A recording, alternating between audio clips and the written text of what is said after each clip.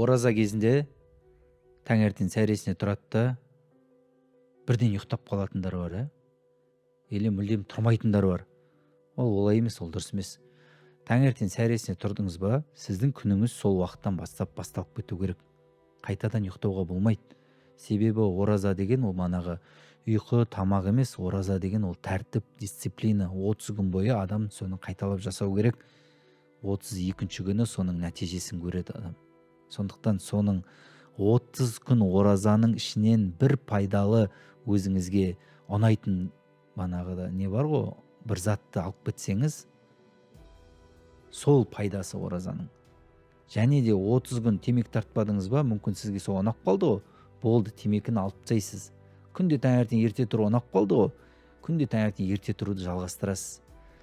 Жоқ дегенде бір затты алып, бір затты тастау керек сол ораза кезінде. Ол тәрбие, дисциплина ораза деген.